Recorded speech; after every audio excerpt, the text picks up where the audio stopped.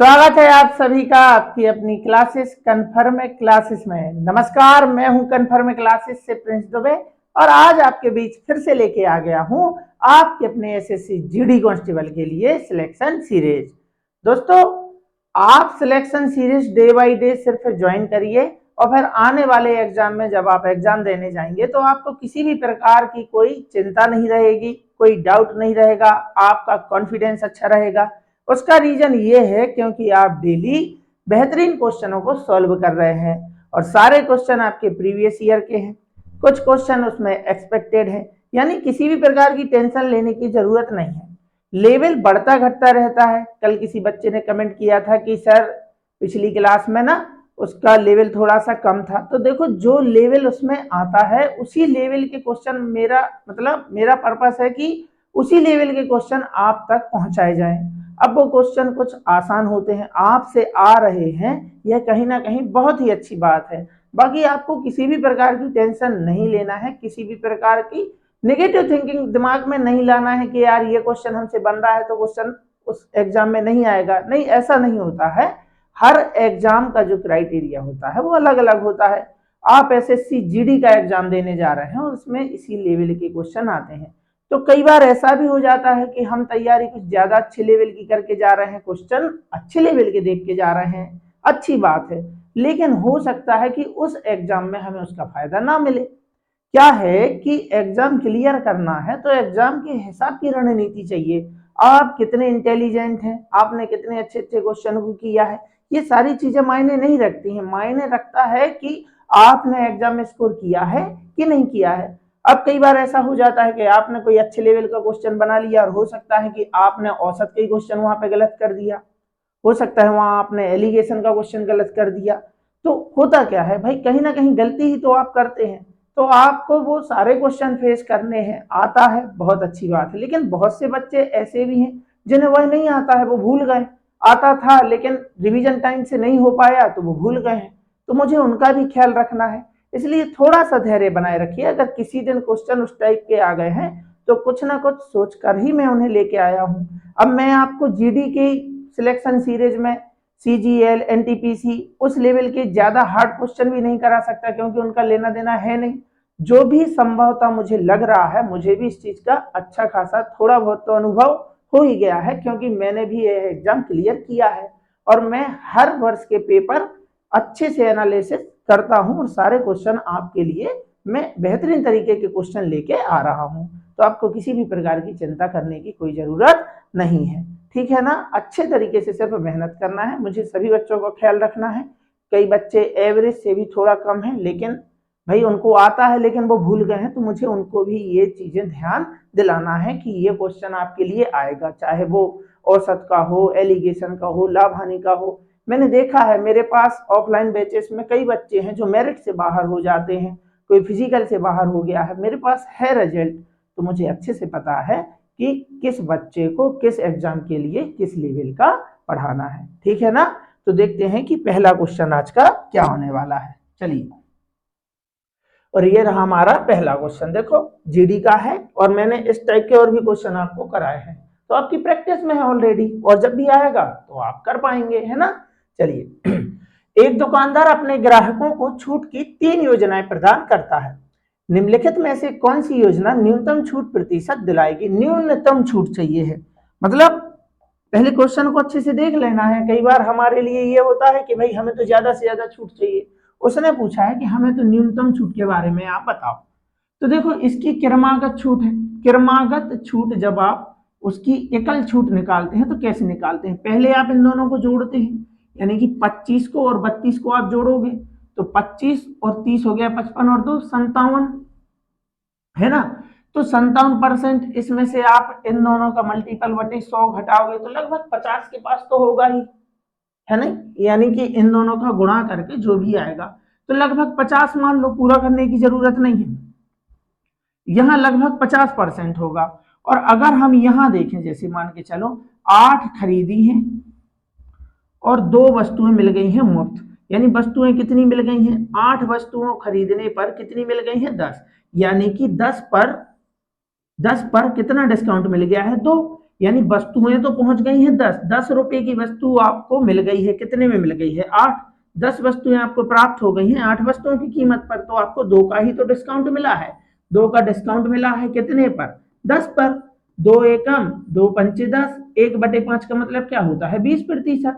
बन गई भिन्न बनाना है प्रतिशत, गुणा करा दो 100 का, देखो बन गई भिन्न बनाना है प्रतिशत, तो ये देखो 20%, 8 खरीदो 10 पाए, बात तो वही है ना। तो यहाँ भी क्या है डिस्काउंट 20%, उसको चाहिए है न्यूनतम, क्या चाहिए है न्यूनतम। तो बी और सी लगभग एक ही है, तो देखो ऑप्शन हम चाहते तो केवल बी लगा सकते थे, केवल सी, लेकिन ऑप्शन दिया है ना कि बी और सी में न्यूनतम छूट है, बी और सी में न्यूनतम छूट है, तो आंसर हो जाएगा ऑप्शन नंबर ए बी और सी। इसकी क्रमागत छूट इसलिए नहीं निकालना है कि आप खुद ही देखो कि जब आप इसकी क्रमागत की एकल छूट बनाते हैं तो पहले इन दोनों को जोड़ते हैं, जोड़ने से 57 आ गया, आप इसमें से इन दोनों का मल्टीपल 32 गुणा 25 करोगे बटे 100, तो जो भी आएगा घटाओगे तो 50 के समथिंग तो रहेगा ही ना। तो ऐसा हमने अंदाजा लगा लिया, तो इसका हमने कैलकुलेशन किया ही नहीं, देखते ही बता दिया कि बी और सी से जो होगी न्यूनतम छूट होगी, है ना। चलिए 3 √2 सेंटीमीटर त्रिज्या वाले गोले का आयतन क्या है, गोले का आयतन क्या है। तो हमसे गोले का आयतन पूछा है, तो गोले का आयतन का फार्मूला क्या होता है 4/3 पाई r क्यूब।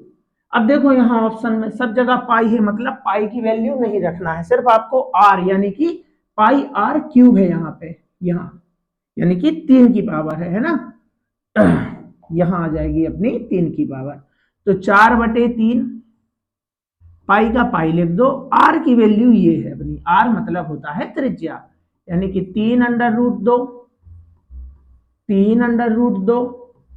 और 3√2 है ना। तो 3 से ये 3 कट जाएगा, कट गया।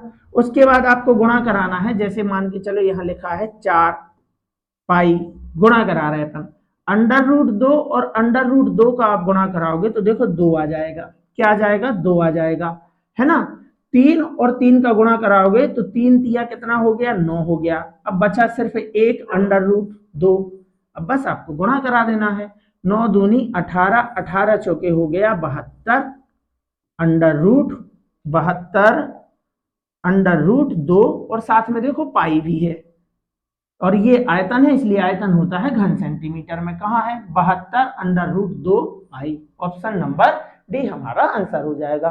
तो देख के डरना नहीं है, कह रहे ये कैसी त्रिज्या आ गई है, थोड़े से आपको ये नियम मालूम होने चाहिए कि √2 गुणा √2 कराते हैं तो इसका आंसर 2 ही हो जाता है। कैसे √2 2 दूनी कितना हो गया 4, और 4 का वर्गमूल क्या होता है 2, तो ये हम डायरेक्ट बात याद रख लेते हैं इतनी, है ना।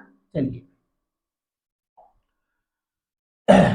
एक धारा की गति 6 किलोमीटर प्रति घंटा, एक नाव 7 घंटे में 56 किलोमीटर धारा के अनुकूल और 39 किलोमीटर धारा के प्रतिकूल जा सकती है, स्थिर जल में नाव की गति क्या है, स्थिर जल में नाव की गति क्या है। तो देखो कहानी ये है, उसने बताया है कि 56 किलोमीटर धारा के अनुकूल, अनुकूल का मतलब होता है धारा के साथ, यानी कि एक बार गया है डीएस डाउन स्ट्रीम और एक बार 39 किलोमीटर प्रतिकूल यानी धारा के विपरीत आया है, उसको बोलते हैं यूएस।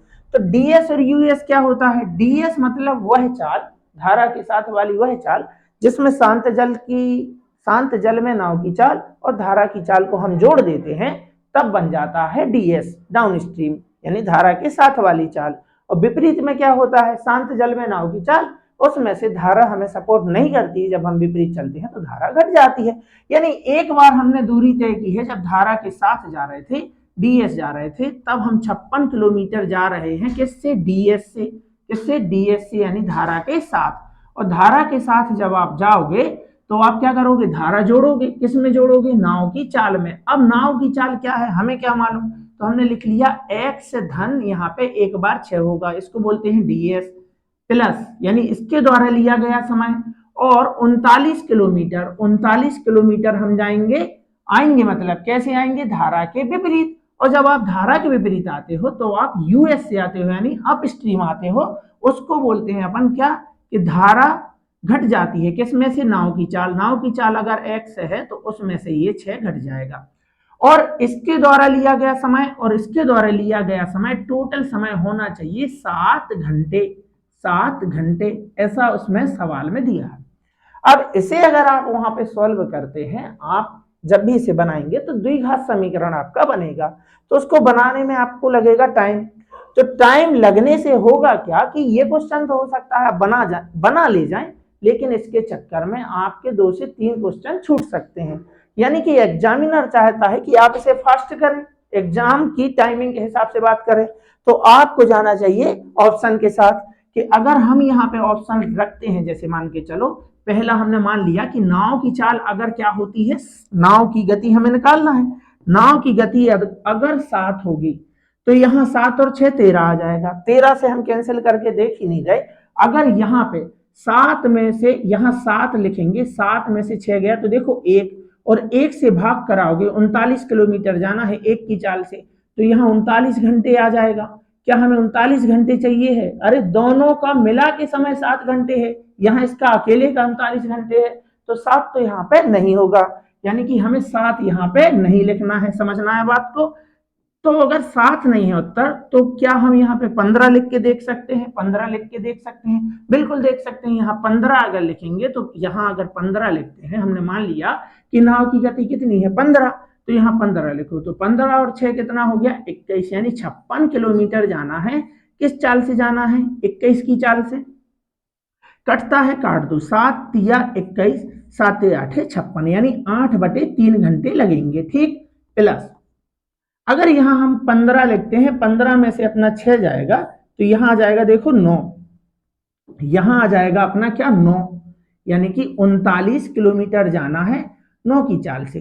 3 तिया 9 हो गया अपना, 3 एकम 3 तिया 9, यानी 13 बार जाएगा, यानी यहाँ आ जाएगा 13/3 घंटे। अब देखो बेस बराबर है तो हम इसे जोड़ ही सकते हैं, तो 13 और 8 अपना हो गया 21/3, 3 से जाएगा 7 बार, यानी कि 7 घंटे टोटल समय लगा। हमें भी कितना चाहिए था? 7 ही घंटे चाहिए था, यानी ऑप्शन नंबर बी हमारा आंसर है। हिट एंड ट्राई मेथड का इस्तेमाल करना है आपको, ऑप्शन से ही क्वेश्चन को करना है। तो ऑप्शन तक आपको पहुंचना है और बस इतना आपको ध्यान रखना है।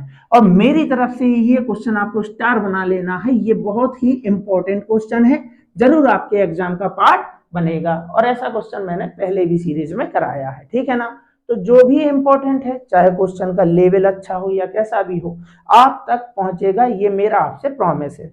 तो थोड़ा सा आपको धैर्य बनाए रखना है, अपने टीचर को आपको जज नहीं करना है। ठीक है ना? क्या है कि भाई मुझे मालूम है अच्छे से, थोड़ा मुझे मौका दीजिए, तो आपके लेवल के क्वेश्चन आप तक पहुंच जाएंगे। ठीक है ना? चलिए, एक जिले की जनसंख्या 3,84,000 है, उसमें से 1,92,000 क्या है? पुरुष है। तो 69% जनसंख्या साक्षर है, यदि 53% पुरुष साक्षर है तो कितनी प्रतिशत महिलाएं साक्षर हैं? ऐसा क्वेश्चन भी हम पहले कर चुके हैं, आप भूल ना जाए, इसलिए बार बार आपको सीरीज में देखने को मिलेगा, और सीरीज के साथ साथ आपको अपने एग्जाम में भी देखने को मिलेगा। पिछले वर्ष जब ये जीडी में आया था तो उसके बाद ये रिपीट हुआ था एनटीपीसी में। एनटीपीसी ग्रेजुएट लेवल का जो पेपर हुआ था उसमें ये वाले क्वेश्चन कई मात्रा में, मतलब ज्यादा मात्रा में ही पाए गए, है ना?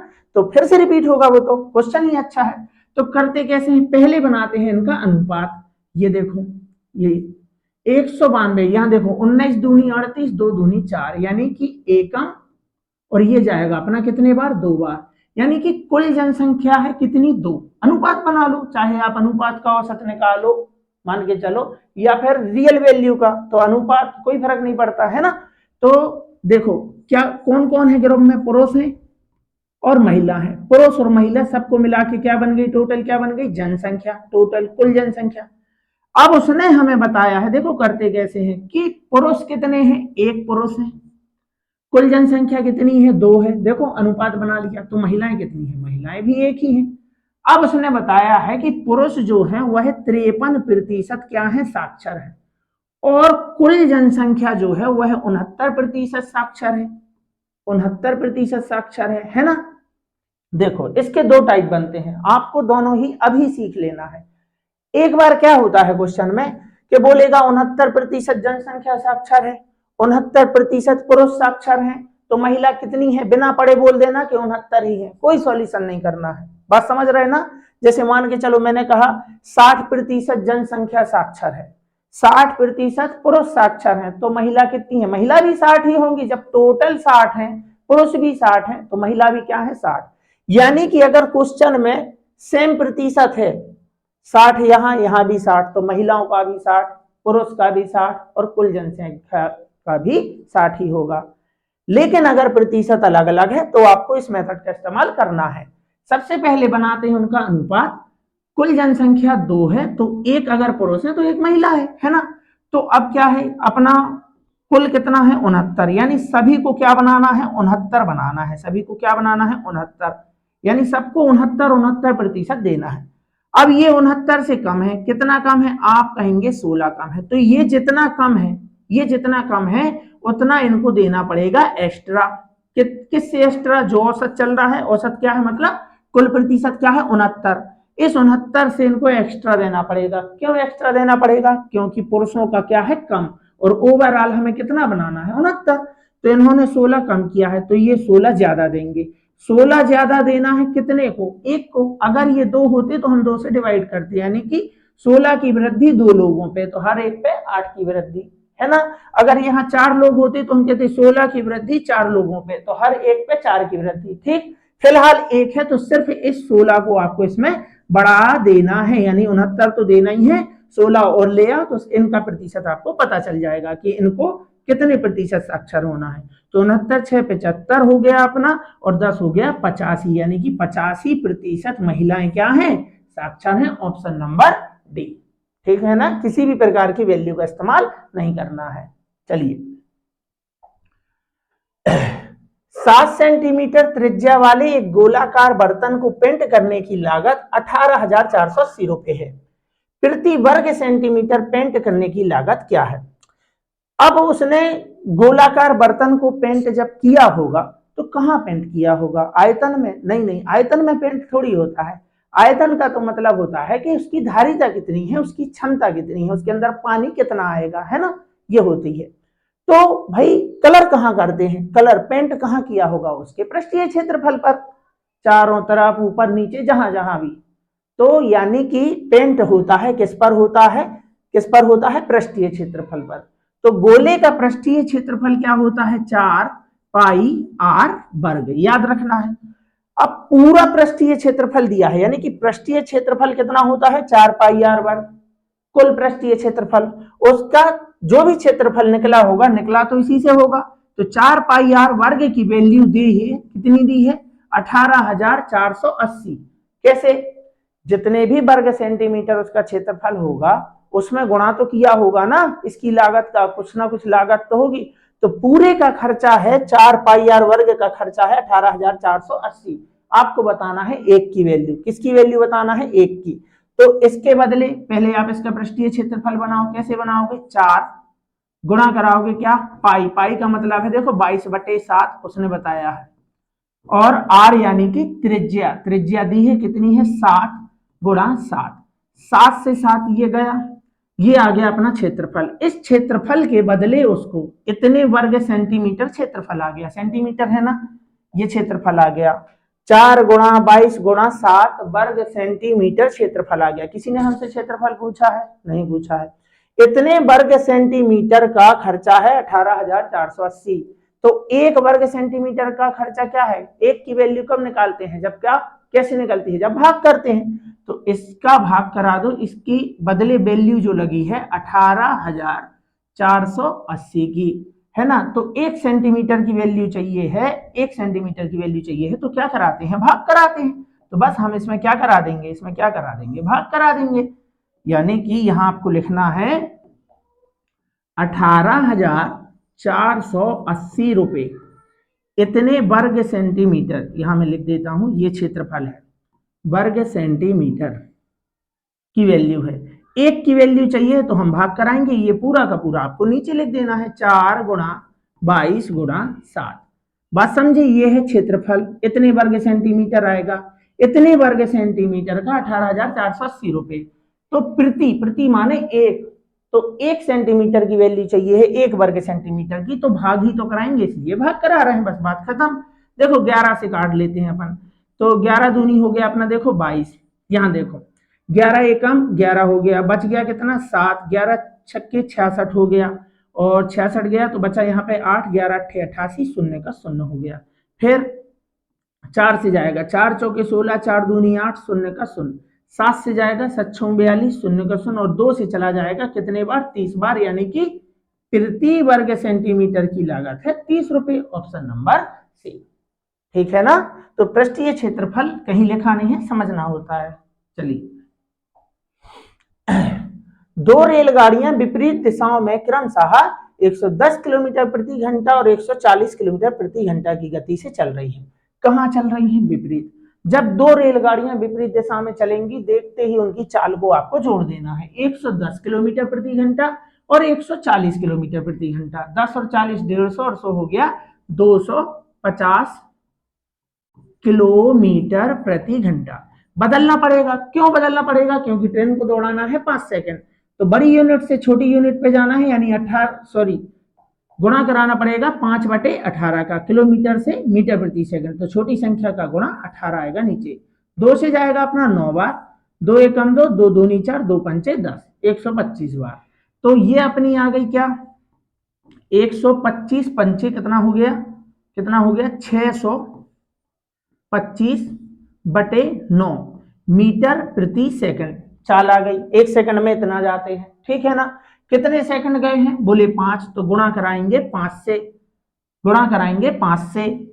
625 कैसे आया? 125 पंचे 625/9 मीटर प्रति सेकंड।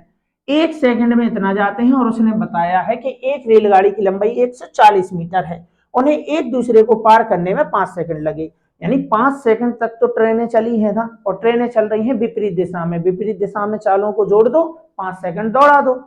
तो जब ट्रेन को पार करती है, तो पार किसको करती है? दोनों एक दूसरे की लंबाई को। जब ट्रेन किसी भी वस्तु को पार करती है तो सिर्फ अपनी लंबाई को पार करती है, चाहे वह खंबा हो, व्यक्ति हो, सिग्नल पोस्ट हो, कुछ भी।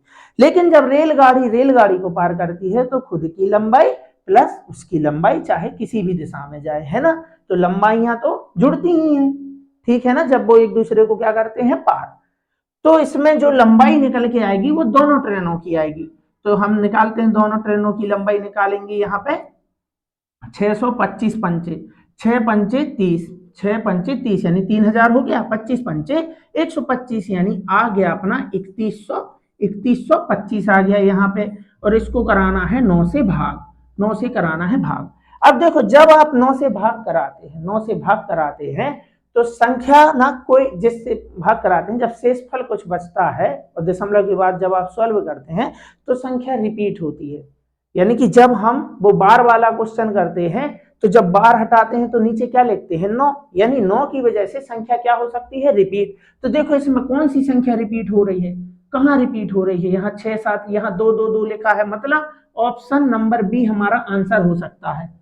आंसर हो सकता है, क्यों? क्योंकि 9 से भाग कराने पर संख्या लास्ट में क्या होती है? रिपीट होती है।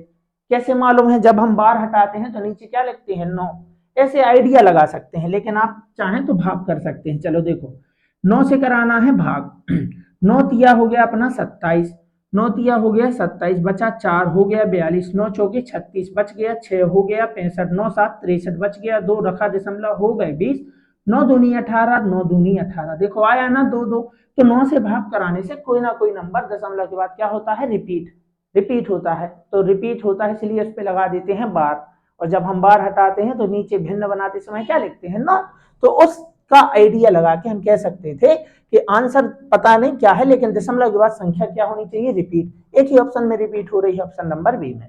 अब हमें घटाने की जरूरत इसलिए नहीं है, हमारी दोनों ट्रेन की लंबाई है 347.22।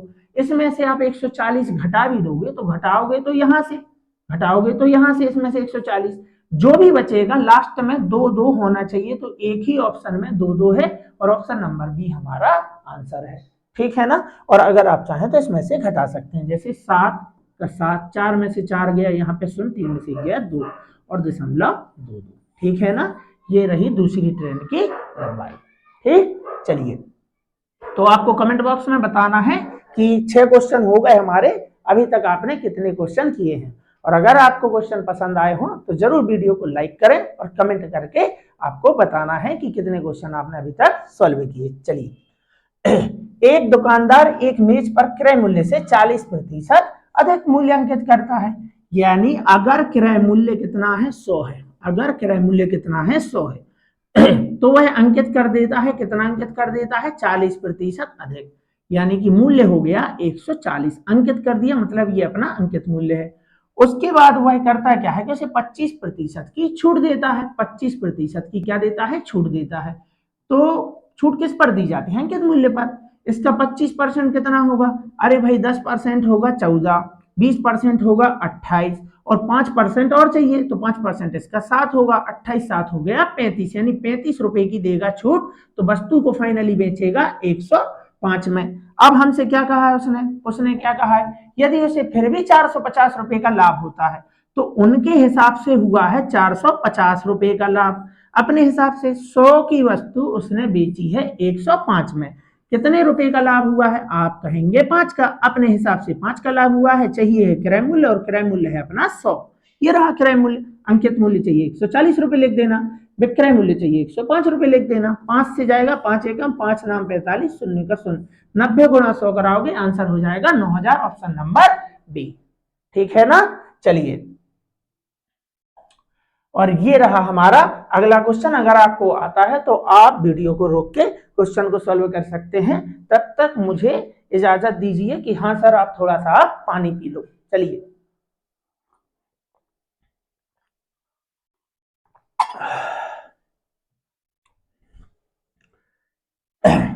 तो देखो 43 अनुपात 91 के अनुपात में क्या क्या है, 43 और 91, दोनों पदों में से कौन सी संख्या घटाई जानी चाहिए ताकि अनुपात हो जाए अपना 3:7। अब देखो अनुपात का कॉन्सेप्ट क्या है, अनुपात का कॉन्सेप्ट ये है कि अगर आप दोनों अनुपात में समान परिवर्तन करते हैं, चाहे आप दोनों से समान संख्या को घटा दें, चाहे आप दोनों में समान संख्या को जोड़ दें, तो एक चीज कॉमन रहती है, इनके आपस का अंतर। अंतर तो यहां अंतर है, देखो 4 का, यहां अंतर है 11 में से 3 गया 8, 8 में से 4 गया 4, यानी 48 का। तो ये अंतर दोनों स्थिति में होना चाहिए समान। अगर आपने दोनों में समान परिवर्तन किया है, दोनों से कुछ ना कुछ घटाया है या दोनों में कुछ ना कुछ जोड़ा है, तो उसने हमसे कहा ही है दोनों पदों में से कौन सी संख्या घटाई जाए, तो घटाई तो समान संख्या होगी। तो पहले आप कर लो इस अंतर को समान, यानी 48 है तो यहां भी आप 48 बना दो। क्या आप 4 को 48 बना सकते हैं, तो आप कहेंगे बिल्कुल सर 4 को 48 बनाया जा सकता है, यानी कि यहां आप गुणा करा दो 12 का, 12 चौके 48 होता है ना, यानी यहां आ जाएगा 12 तिया 36 और 12 सत्ते हो जाएगा अपना देखो 84। तो इससे हमें कोई मतलब अब है नहीं, तो देखो यहां भी 48 का अंतर है और यहां भी 48 का ही अंतर हो जाएगा। 14 में से 6 गया 8, 7 में से 3 गया 4, हो गया ना। बस आप देखते ही बता सकते हैं कि 43 से संख्या हो गई है 36, कितना घटाया है, तो आप कहेंगे 7 घटाया है। आपको यहाँ चेक करना है, यहाँ कर लो, 91 से संख्या हो गई है 84, तो आपने कितना घटाया है, 7 घटाया है। तो यही पूछा है क्या घटाया जाए, ऑप्शन नंबर सी 7 घटाया जाए। ठीक है ना। अगर टेक्निक पसंद आई हो तो आपको वीडियो में बताना है, लाइक करना है, शेयर करना है। चलिए, ये देखो काफी अच्छा क्वेश्चन है। एक शहर की वर्तमान जनसंख्या 1,10,000 रुपए है और यह प्रति वर्ष 25% की दर से बढ़ रही है। 3 वर्ष पहले और 2 वर्ष पहले की जनसंख्या में कितना अंतर होगा। देखो जितना अच्छा सॉल्यूशन, जितना अच्छा सवाल है उतना ही अच्छा आपको सॉल्यूशन मिलेगा। तो बस आपको धैर्य रखना है, सारे दिन सीरीज को ज्वाइन करना है, किसी भी प्रकार का मतलब आपको वो नेगेटिव थिंकिंग नहीं बनानी है कि यार ऐसा है, ऐसा नहीं आएगा, ऐसा नहीं है। सारी चीजें अच्छी हैं, आपके लेवल की हैं, आपको विश्वास करके तैयारी करना है। फिर देखना आप एग्जाम के बाद अगर आपने सारी सीरीज ज्वाइन की हैं, आपने इसके नोट्स बनाए हैं, क्वेश्चन को लिखते जा रहे हैं, उसके बाद आप पेपर के अगले दिन मुझे बताना कि आपका स्कोर कैसा रहा और आपका पेपर में मतलब इस टाइप के क्वेश्चन आए हैं कि नहीं आए। ठीक है ना। चलिए, ये देखो अच्छा क्वेश्चन है। तो 25% की सबसे पहले आपको बनानी है भिन्न, 25% की बनानी है भिन्न, कितनी होती है 1/4। 1/4। तो देखो क्या बोला है, क्रमागत बढ़ रहे हैं। प्रति वर्ष का मतलब होता है हर वर्ष बढ़ना, उसी को बोलते हैं क्रमागत वृद्धि, ठीक है ना। यानी कि पहले अगर जनसंख्या 4 थी तो अब बढ़ के हो गई है 4 से 1 बढ़ गई यानी 5। कितने वर्ष का बोला है, 3 वर्ष। तो पहले आप 3 वर्ष का डाटा लिखो। पहले आपको यहां लिखना है पहले, यानी ये पहले का डाटा है, और यहां लिख देना है बाद। कैसे मतलब, पहले संख्या 4 थी अब संख्या हो गई है 5, ठीक है। यानी जनसंख्या पहले 4 थी अब बढ़ के हो गई है 5। और यह कितने वर्ष तक की बात हुई है, 3 वर्ष। अधिकतम तो 3 ही लिखा है तो इसको 3 बार लिख दो, 4 से 5, 4 से 5, ठीक है ना। सबसे बढ़िया सॉल्यूशन रहेगा इसका। और आप क्रमागत है तो आपको क्रमागत है इस तरीके से लिख के इनका गुणा करा देना है, यानी 4 का 3 बार गुणा कराएंगे, यहाँ आ जाएगा 64 और यहाँ आ जाएगा अपना 125। तो इसको पहले आप पढ़ना सीख लो। कैसे पढ़ना सीख लो, यानी कि पहले जनसंख्या 64 थी अब हो गई है 125। आपसे कब की पूछा है, उसने पूछा है 3 वर्ष पहले और 2 वर्ष पहले का, है ना। तो अभी की वर्तमान जनसंख्या कौन सी कहलाई, वर्तमान जनसंख्या हमारे हिसाब से ये कहलाई। बात समझ रहे ना, क्यों, क्योंकि उसने हमसे पूछा है पहले का, तो ये है ना पहले, बाद मतलब अभी का पूछा है। देखो अभी, अभी मतलब वर्तमान, तो वर्तमान कौन सी है हमारे हिसाब से ये है। कैसे पता चला, क्योंकि उसने हमसे पहले का पूछा है, तो पहले तो यही हुआ ना, ये हमसे पूछ रहा है मतलब वर्तमान ये है। अगर वो हमसे बाद का पूछता तो ये हमसे पूछ रहा है मतलब हमारे लिए क्वेश्चन में ये दिया है। ये चीज आपको याद रखनी है, ठीक है ना। तो पहले का पूछा है, तो ये 3 वर्ष पहले की जनसंख्या है। 3 वर्ष पहले जनसंख्या थी 64 और अब यानी कि 3 वर्ष बाद बढ़ने के बाद वर्तमान में अभी है 125। तो ये तो 3 साल पहले थी 64। उसने कहा है तो 2 वर्ष पहले की जनसंख्या कितनी थी, पहले आपको मालूम करना है कि 2 वर्ष पहले कितनी थी।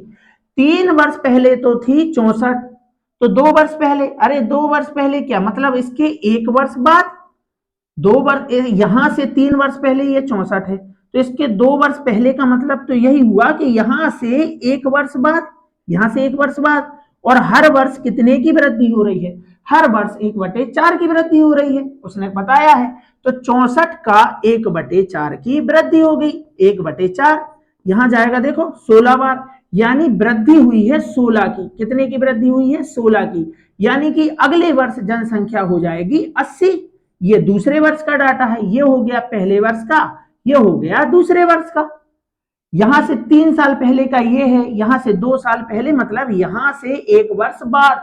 बात को समझ रहे हैं ना, यहां से 3 साल पहले 64 थी, यहां से 2 साल पहले कितनी थी, यहां से 2 साल पहले का मतलब है यहां से 1 साल बाद। और हर साल वृद्धि हो रही है 25% की, मतलब 1/4 की। तो 64 पे 1/4 की वृद्धि कराओगे यानी 16 की, तो जनसंख्या हो जाएगी 80। ये लो यहां से हमारी वैल्यू बन गई। उनके हिसाब से वर्तमान जनसंख्या है 1,10,000, 1,10,000। हमारे हिसाब से वर्तमान जनसंख्या है 125, क्योंकि हमसे पहले की पूछी है। 3 वर्ष पहले और 2 वर्ष पहले की जनसंख्या में कितना अंतर है, तो जितना आप बढ़ा रहे थे यही तो अंतर है। ये 64 है, ये 80 है, अंतर है 16 का। वैल्यू बताना है आपको 16 की। 125 से करना है, 125 एकम, 125 से ये देखो 8 बार में आ जाता है 1000। 100 अट्ठे 800, 25 अट्ठे 200, हो गया 1000। 1100 में से 1000 गया, फिर से 100 बचा, यहां तक फिर 1000 बनेगा। 125 अट्ठे 1000, शून्य का शून्य।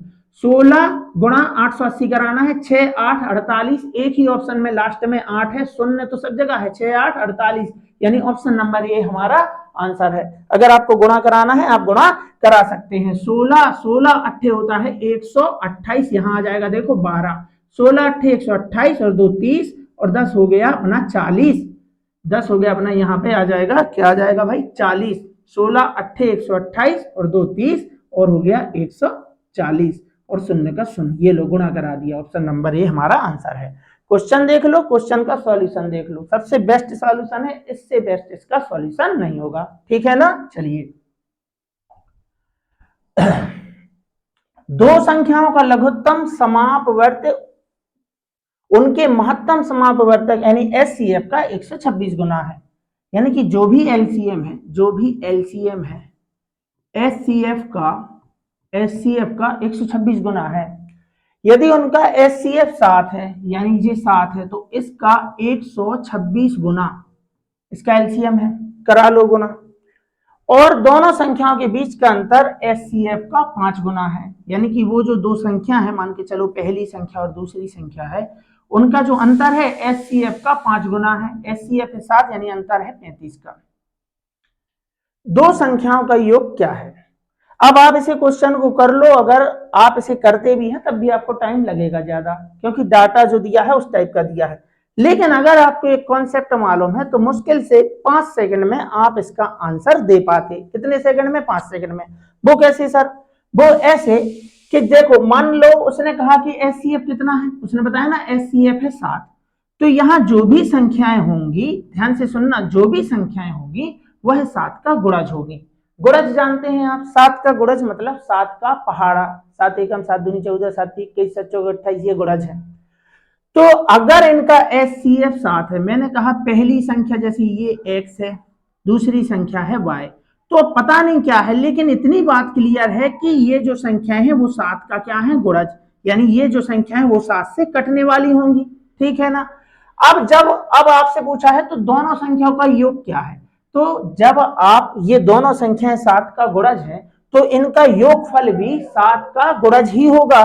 इनका योगफल, इनको जब आप जोड़ोगे तो संख्या क्या होगी? 7x धन 7y। 7x धन 7y, यानी संख्या जो होगी 7 से कटने वाली होगी ना। तो हमारा आंसर वो है जो 7 से कटेगा, बस बात खत्म। क्या ये 7 से कट रहा है? 7 8 56, बच गया 5, 7 के भाड़े में इनकम कहाँ था? नहीं कट रहा है। 7 तिया 21, 7 एकम 7, नहीं कट रहा है।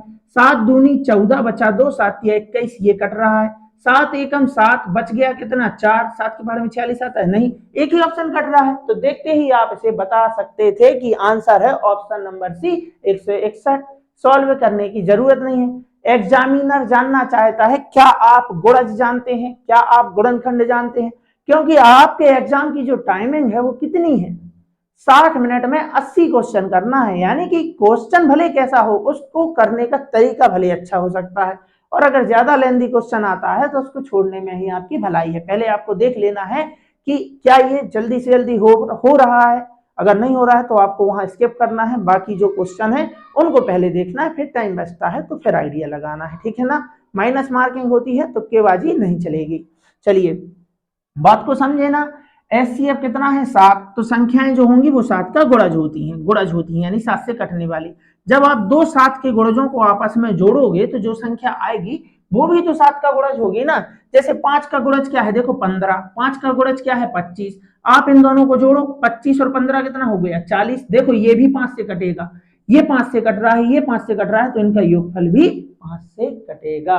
तो ये कॉन्सेप्ट था, उस कॉन्सेप्ट के आधार पर क्वेश्चन हो गया, ठीक है ना। तो अच्छे क्वेश्चन है आज। चलिए,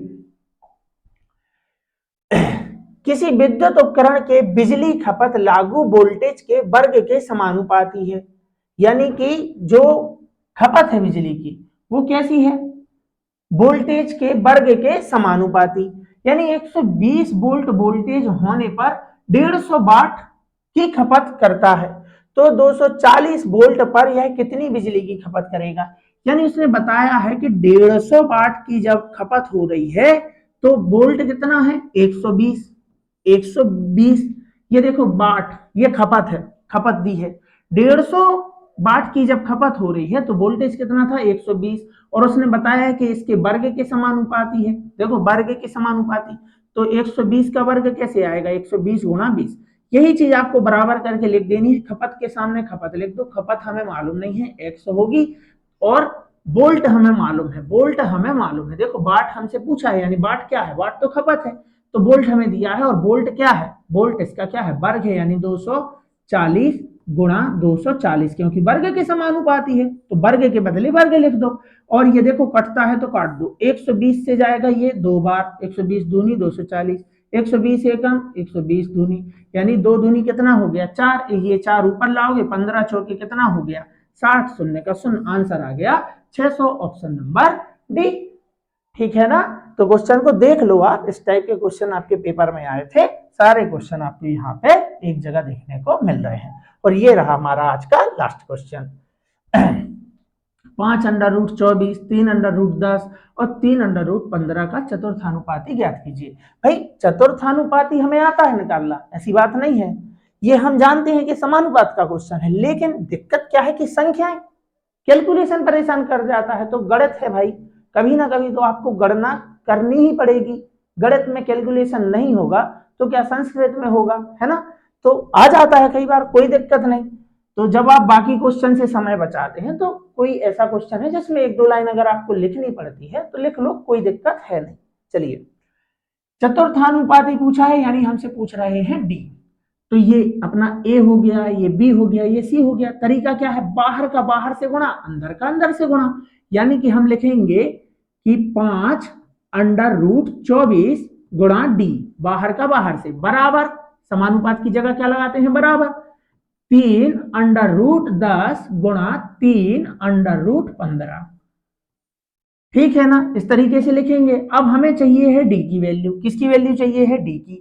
तो ये जो आप देख रहे हैं यहाँ पे, ये यहाँ पे इसको कहां ले जाओगे, अभी है देखो,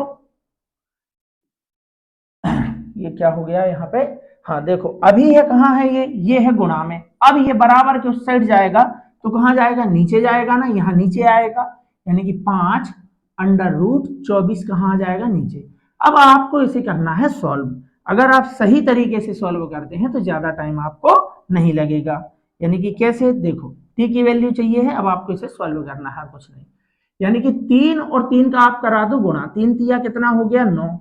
और यहाँ 10 और 15 क्या है, करनी समान है, आप गुणा करा दो इनका, 3 तिया 9, 10 और 15 का गुणा कराओगे, अंदर आ जाएगा 150, आ गया ना इसके बदले। और क्या हम इसको ऐसा लिख सकते हैं, 150 को ऐसा लिख सकते हैं, 9√150 का मतलब होता है 25 छक्के 150। देखो और टूट रहा है ना, तो 25 पूर्ण वर्ग है, यानी 5 कहां चला जाएगा, बाहर। यानी हम लिख सकते हैं 9 गुणा 25 का वर्गमूल होता है 5√6। ये देखो हमने सबसे छोटा इसको कर दिया तोड़ के, है ना। अब इसके बाद अगर हम नीचे देखें, नीचे इसको देखें तो ये 5 है। 24 क्या होता है, 24 क्या होता है, 24 होता है 4 गुणा 6। आपको ऐसे फैक्टर करने हैं जिसमें से एक फैक्टर किसी ना किसी का क्या हो जाए, वर्ग हो जाए, ताकि आप उसको करनी से बाहर निकाल सको, है ना। तो 4×6 = 24, यानी कि 4 किसका वर्ग है, 4 किसका वर्ग है, 2 का। तो इसके बदले अंडर रूट मतलब इसका वर्गमूल बता सकते हैं। तो आप यहां लिख सकते हैं 5 गुणा 2√6, बोलो लिख सकते हैं ना। तो 5 से 5 कैंसिल हो जाएगा, √6 से √6 कैंसिल हो जाएगा, 9/2 का मतलब होता है 4.5, यानी 9 का आधा। ऑप्शन नंबर ए हमारा आंसर हो जाएगा, है ना। तो टेक्निक मालूम है, और अगर आपने पहले इस टाइप के क्वेश्चन किए हैं तो एग्जाम में बन जाते हैं। एग्जाम में वही क्वेश्चन हमसे सॉल्व होता है जो हमने कभी अपनी प्रैक्टिस में देखा हो। कोई भी नई चीज आ जाती है, टाइम कम हो जाता है, ऊपर से एग्जाम का प्रेशर होता है, तो नई चीजें वहां पर थोड़ा सा सोचना पॉसिबल तो नहीं होता है। और ये बात आपको वही बता सकता है जिसने एग्जाम दिया है। तो प्यारे बच्चों, मैंने भी एग्जाम दिया है, और अभी ही दिया है, मतलब ऐसा नहीं है कि बहुत पुरानी बात हो गई, नहीं नहीं, अभी के पैटर्न में ही एग्जाम दे रहा हूं। तो अभी आबकारी का रिजल्ट आया, लेकिन उसमें मेरा सिलेक्शन नहीं हो पाया, क्योंकि पढ़ाने की वजह से जीके जीएस वगैरह पे ध्यान नहीं दे पाते हैं। 79 मार्क्स थे उसमें, तो नहीं हो पाया है अब। लेकिन आपका एमपी पुलिस कांस्टेबल में मेरा सिलेक्शन हर बार हुआ है, लगभग 4 बार एसएससी जीडी को शामिल करके 4 बार मैंने एग्जाम को क्वालिफाई किया है। तो थोड़ा सा मुझे अनुभव है, और मैं उसके लिए अच्छी मेहनत कर सकता हूं ताकि आपका भी एग्जाम क्लियर हो जाए। तो मुझे एग्जाम हॉल का जो प्रेशर होता है उसके बारे में भी नॉलेज है, कि वहां पर हम कोई नई चीज देखते हैं तो थोड़ा सा दिमाग हमारा डाइवर्ट होने लगता है कि यार ये क्या है, ये तो हमने अभी देखा नहीं। लेकिन आपके साथ मैं ऐसा बिल्कुल नहीं होने दूंगा। आप जो भी यहाँ देख के जा रहे हैं सारा एग्जाम का मटेरियल है, जो एग्जाम में नया आने वाला है उसकी भी कोशिश कर रहे हैं कि किस लेवल तक आपका एग्जाम जा सकता है। तो बिल्कुल टेंशन फ्री हो जाइए, और कहीं भी भटकने की जरूरत नहीं है। आपको सिर्फ सिलेक्शन सीरीज के ये 12 क्वेश्चन आपके सिलेक्शन करा देंगे, यानी कि मैथ वाले पोर्शन में आपको 20 के 20 क्वेश्चन सही करने हैं। और अगर आप सीरीज को डे बाई डे ज्वाइन करते हैं तो मेरा आपसे प्रॉमिस है कि ऐसा जरूर होगा, आपको मैथ के पोर्शन के 40 के 40 नंबर ही मिलेंगे। तो चलिए इसी तरीके से मेहनत करते रहिए, आपकी मेहनत जरूर रंग लाएगी। आने वाले एग्जाम में आप अपनी सफलता का परचम लहराएंगे। तो चलिए फिर मिलते हैं किसी और अगली क्लास में, तब तक के लिए आप सभी का बहुत बहुत धन्यवाद।